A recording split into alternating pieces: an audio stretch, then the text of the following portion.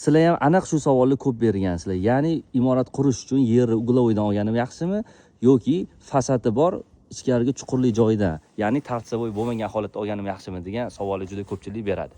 Sizlarga uglovoyga plus va minusini qisqacha aytaman. Asliga olganda uglovoy eng zo'r holatlardan bittasi. Ya'ni xolasingiz bu yerdan oyna ocha olasiz, yorug'lik qo'li tomondan ham uch tomondan bemalol yorug'lik tushishi mumkin.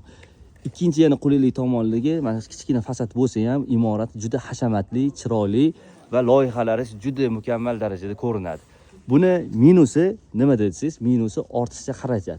O'zi aslida buni minus deyiladimi yoki minusga kirilmaydi? Buni kommentariyada fikringizni yozib ketinglar. Ya'ni fasadda rasxotinglar ko'p bo'ladi. Bu fasad, bu yoq fasad, hovli fasad, uch tomonlama fasad bo'ladi. Odatdagi uylarda ikki tomonlama fasadda rasxot ketadi. Bu yoqda qo'shimcha yana bitta fasad rasxot ketadi. Shunga o'xshagan ikkilanib yurgan odamlarga shu videomizni tashlab qo'yinglar, manfaatli bo'ladi. Sizlar qaysi yer olgan bo'lardinglar? Kommentariyada o'z fikringizni yozinglar.